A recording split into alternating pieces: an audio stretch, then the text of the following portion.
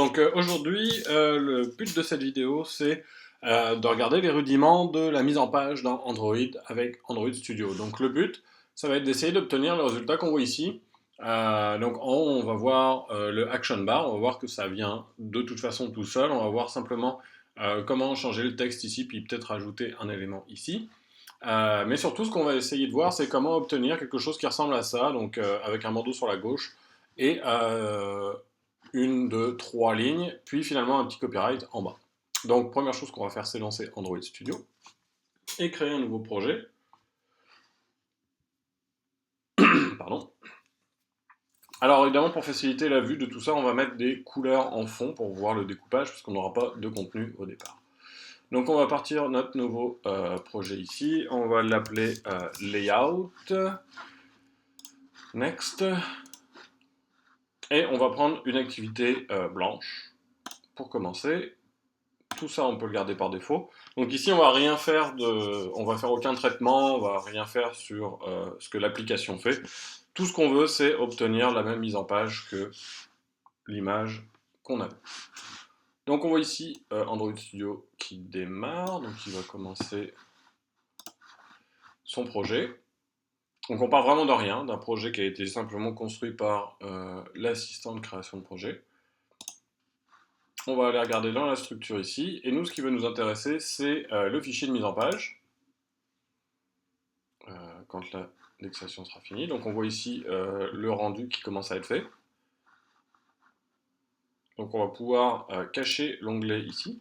On va attendre que le rendu soit fini, voilà, donc là il est fini. Et nous, ce qu'on va faire, c'est, pour obtenir quelque chose qui ressemble à ceci, on va se mettre sur une Nexus 7, donc une tablette, et on va la mettre en mode paysage, pour que ça corresponde mieux à ce qu'on souhaite. Donc on va vouloir avoir à peu près ça à l'intérieur de ça. Alors ce qu'on va faire, c'est d'utiliser des linear layouts. Donc vous avez tout un ensemble de layouts qui sont disponibles dans Android. Vous avez frame layout, linear, table, table row, grid layout ou relative layout. Toutes ces options de mise en page peuvent être utilisées. Moi, ce que je vais vous montrer, c'est une solution qui est efficace, qui marche la plupart du temps et qu'on a une assez grande facilité à contrôler.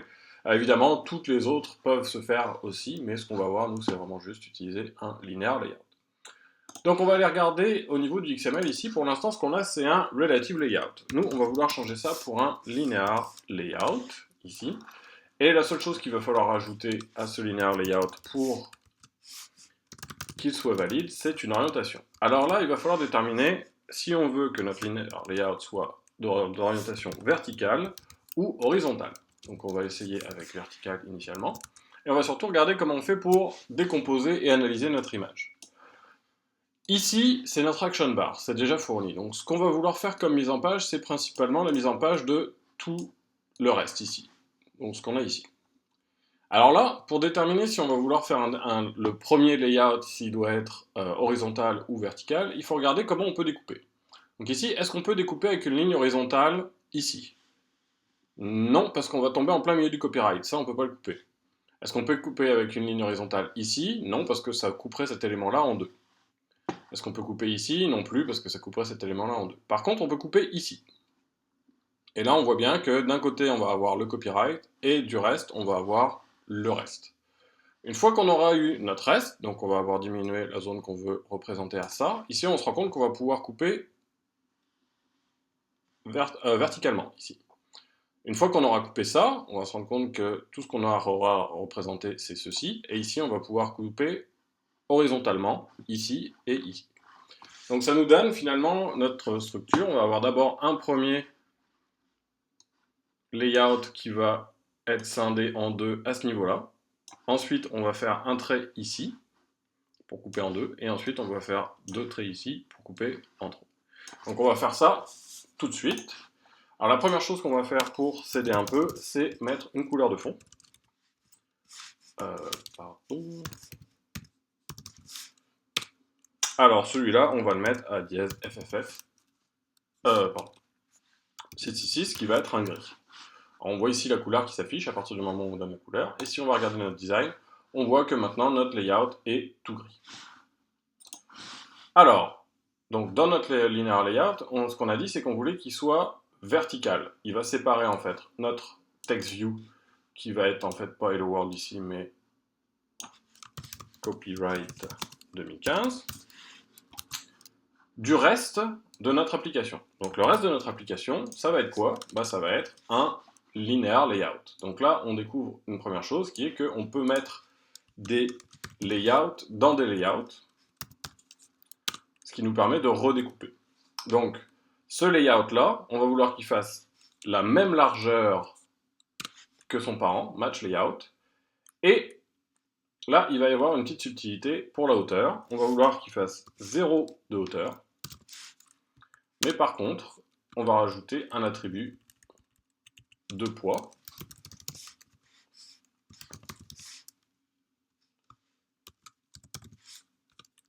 Qu'on va mettre à 1. Pour notre text view en dessous, on va garder ici les éléments qui nous sont fournis. Encore une fois, pour faciliter la lecture, on va aller mettre une couleur à notre layout pour voir quel espace il utilise. Donc on va le mettre rouge. Et maintenant, on voit nos deux éléments. Donc on voit ici notre linear layout qui contient un autre linear layout ici, et le text view.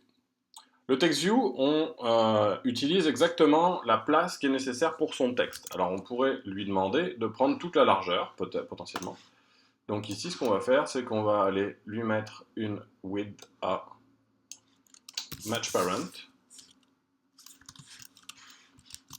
Et on va également lui mettre une couleur pour bien visualiser toute sa largeur. Cette fois-ci, on va mettre du vert. Donc là, on voit que maintenant, il prend bien toute la largeur et que l'élément rouge est au-dessus. Donc maintenant, on a fait notre premier layout qui était celui qui coupait notre image en deux ici. Maintenant, on va vouloir faire un text view ici et un autre linear layout pour le restant à droite. Donc dans notre linear layout, ce qu'on va faire, c'est qu'on va se retrouver à recréer un linear layout. Cette fois-ci, son orientation... non, excuse-moi, oui. Donc ici, dans notre linear layout, il faut mettre son orientation.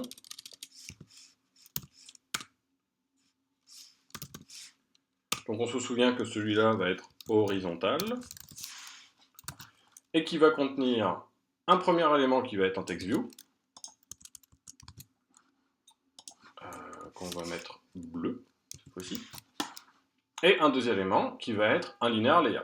Alors cette fois-ci, on va lui mettre une couleur peut-être plus subtile. Alors si on fait ça, on voit l'élément bleu ici, mais on ne voit rien derrière. Alors pourquoi ça? Tout simplement parce qu'on lui a donné une largeur trop grande. Alors si on veut qu'il prenne la largeur qui va lui être réservée, ce qu'on va faire, c'est qu'on va lui mettre une largeur de 0, mais par contre, on va lui mettre un poids.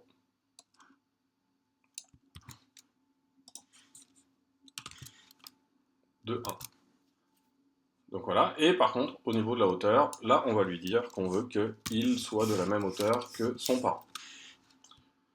Ça va être sensiblement la même chose pour l'autre linear layout ici. Pour qu'il puisse exister, il faut qu'on lui mette une hauteur.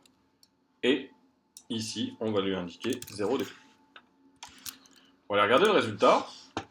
Ce qu'on voit ici, c'est qu'on a notre text view bleu et notre linear layout saumon, qui sont donc notre text view bleu et notre linear le saumon.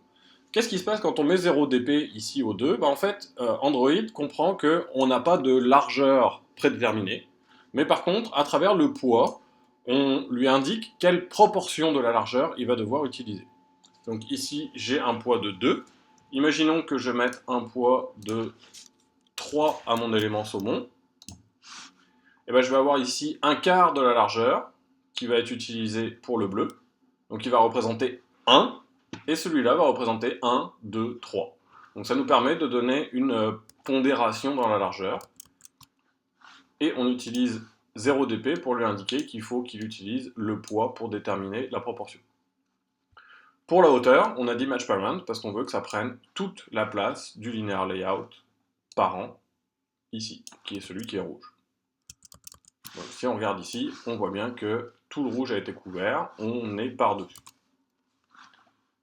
Donc on va réappliquer finalement cette technique pour redécomposer les autres éléments. Donc ici, on a notre linear layout à l'intérieur, et celui-ci, on va regarder comment on le découpe. Donc maintenant, on est rendu dans ce bloc-ci. Et ce bloc-ci, bah, en fait, c'est un élément, puis un autre élément, puis un autre élément, parce qu'on peut tirer ici des séparations horizontales. Donc on va avoir un linear layout vertical.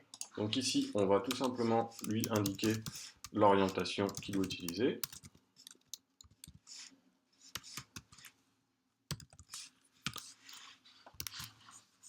Et y inclure les éléments. Donc si on regarde au niveau de notre layout, ici on va avoir un text view direct, mais là maintenant, comme on a 2 éléments ou 3 éléments, il va falloir indiquer un linear layout. Donc on va commencer par inclure le text view.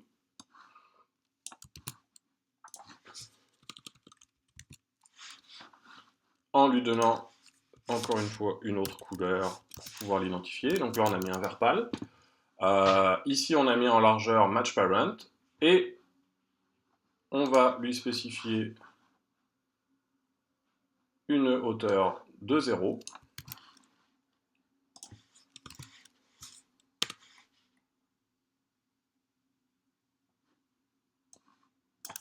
Voilà. Et un poids. On va lui mettre 1 pour l'instant. Pardon. Donc maintenant, on regarde ce qui se passe si on lui donne un poids de 1. Évidemment, comme il est tout seul, eh ben, il prend tout l'espace. S'il y avait d'autres éléments qui avaient un poids qui s'était rajouté à ça, eh ben, on les verrait apparaître. Pour l'instant, on a juste notre dernier élément, qui est finalement celui-ci, qui est pour l'instant plus gros qu'il devrait être. Donc, on revient ici, et on va rajouter nos 2 linear layouts qui vont représenter nos 2 lignes. Donc ici on a un linear layout vertical, on peut tout simplement réutiliser celui qui est vertical, qui est horizontal, qui est ici, en fermant la balise toujours, et encore un autre en fermant la balise. Donc là on vient de rajouter 2 linear layouts, on va leur donner des couleurs un peu différentes, donc on va mettre un gris ici, et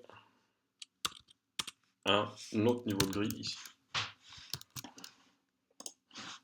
Donc on se retrouve maintenant à avoir finalement ici un linear layout. Donc encore une fois, si on clique dessus, on va le voir dans l'explorateur. On est dans un linear layout, dans un linear layout, encore dans un autre, finalement dans un dernier. Un autre linear layout et notre text view qui est en dessous. Alors maintenant, si on regarde au niveau de notre mise en page ici, on peut voir à peu près les pondérations. Donc mettons que cet élément-là vaut 1, peut-être que cet élément-là en vaut 3 et celui-là 4. Donc on va tout simplement aller fixer les poids en conséquence. Donc on va dire que notre premier linear layout ici vaut 4, celui-ci vaut 3, et qu'au final ça nous donne ceci, ce qui représente à peu près ce qu'on avait ici. Alors, certains d'entre vous pourraient se demander quel est l'intérêt de mettre 0 dp avec un poids par rapport à tout simplement mettre la largeur. Évidemment, le gros avantage, c'est si jamais on change de tablette. Ici, on a une Nexus 7. Si on avait une Nexus 10, on voit ici que notre layout garde les mêmes proportions, malgré le fait que l'écran est plus large, donc il y a plus de pixels. Si on avait fixé les largeurs, on se retrouverait avec des espaces vides ou avec des éléments dont les proportions changent. De la même manière, si on passe sur un Nexus 4, on voit que les proportions sont conservées en fonction de la taille de l'écran. Donc on va revenir sur notre Nexus 7 ici, et on va essayer de compléter notre layout. Donc maintenant on a 2 linear layouts ici, tout ce qu'il va falloir y rajouter, c'est nos 3 éléments de type TextView. Donc là on va avoir 3 TextViews qu'il va falloir y rajouter. Non, dans le premier on en a juste 2. Donc ici, on va refixer une autre couleur et en rajouter un autre.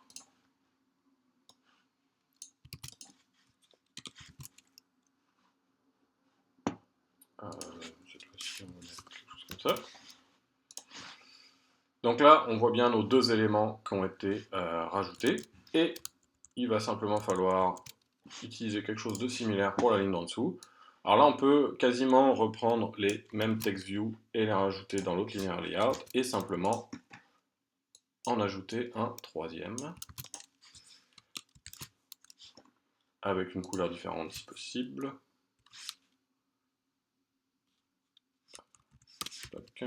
Oh.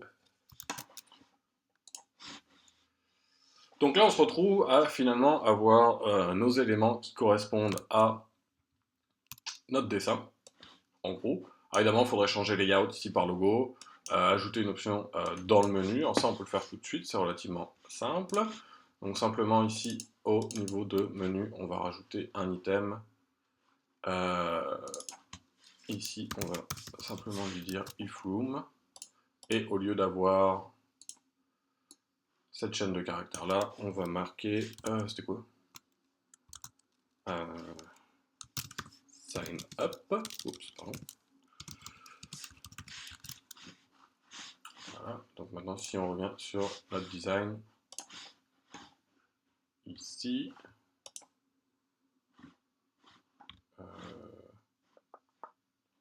oups, j'ai raté quelque chose.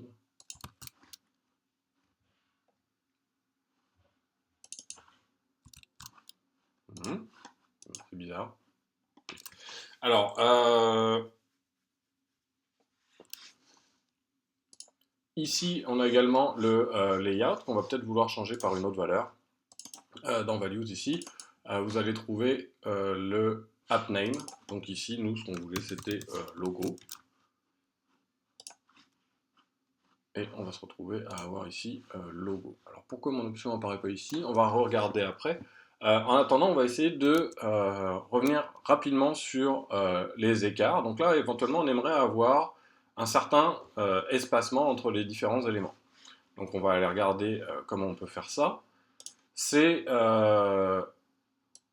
revient à des propriétés qu'on va appeler la marge. Donc comment faire en fait pour que autour d'un élément, il y ait un espace vide. Donc on va tout simplement aller revenir à notre texte ici. Et à chaque fois qu'on va avoir un text view, comme celui-ci, on va lui ajouter une propriété Android qui s'appelle layout margin, qu'on va mettre à 10 dp. On va le faire pour tous les text views.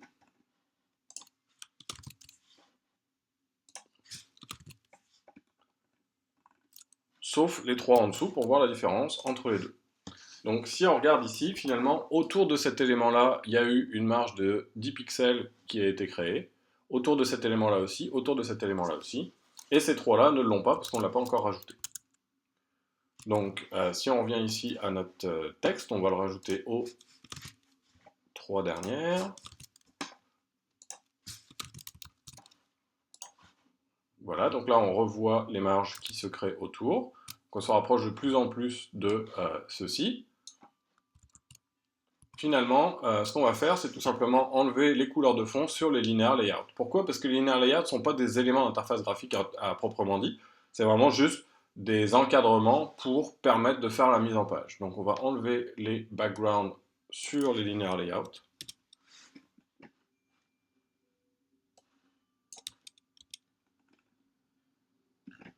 Je dois en avoir un en haut. Voilà. On sauvegarde, on revient ici. Il doit m'en rester encore au moins un sur celui-ci. Le saumon ici. Voilà. Et évidemment sur celui de tout en haut. Et maintenant, on se retrouve avec nos différents éléments. Alors ici, on a oublié de rajouter une margin qui correspondent à notre mise en page. Dernier élément, ici, on voit qu'il y a une marge en haut, en bas et à droite. Alors, on pourrait se demander d'où viennent ces marges. C'est simplement au moment où on a créé l'activité avec l'assistant d'Android. Si vous regardez ici, au niveau du linear layout, il y avait en partant ici des paddings. Alors si on prend ces trois lignes là et qu'on les supprime,